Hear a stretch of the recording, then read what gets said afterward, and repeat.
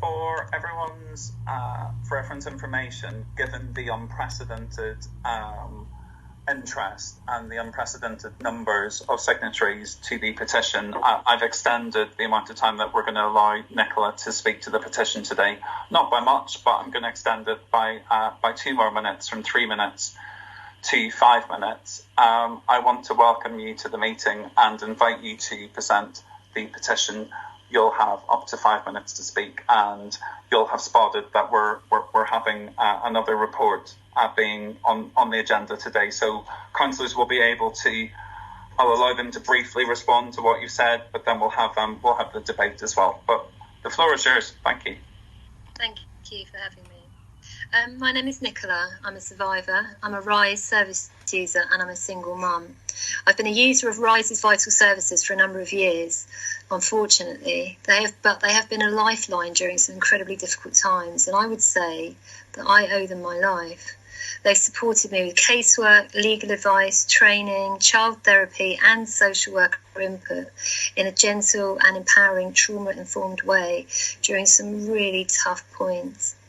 Their understanding and the connected support across departments means that I feel safe and secure because I know they've got my back.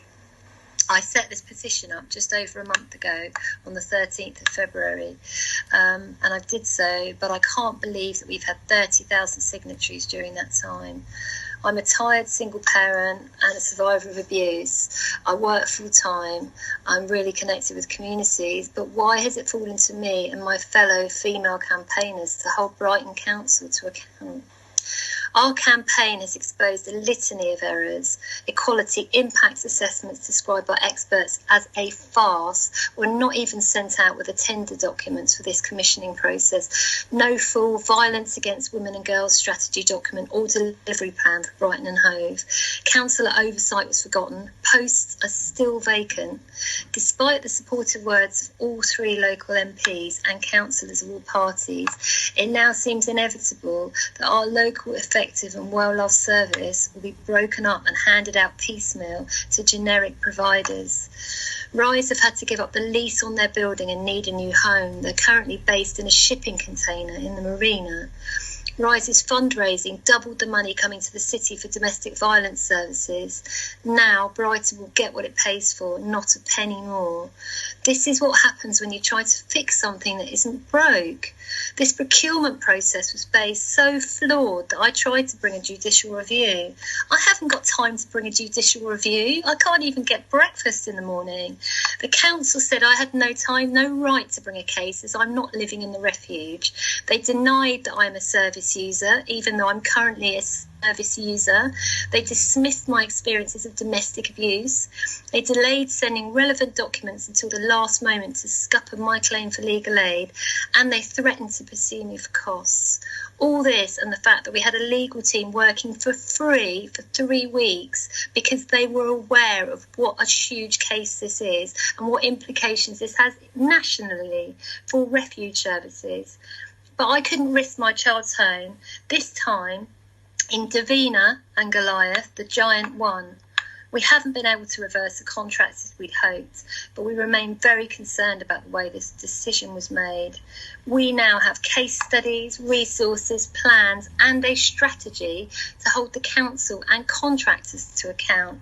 It's not okay that the new contracts coming in do not have the sufficient specialist provision we need in this city for service users. We have learned more than we have ever wanted to know about procurement over the last month, and we now call on you, councillors of Brighton and Hove, as our elected representatives to take action.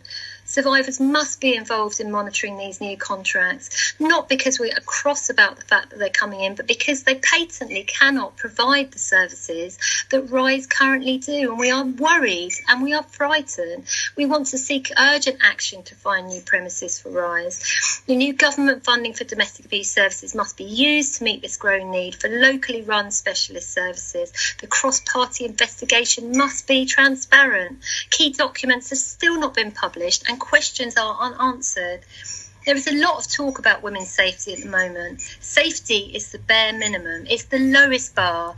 We need freedom, respect, independence and equality. The fear of male violence means that so many women lead smaller lives, and Rise's vision is freedom from domestic abuse, and they've helped me to find my freedom.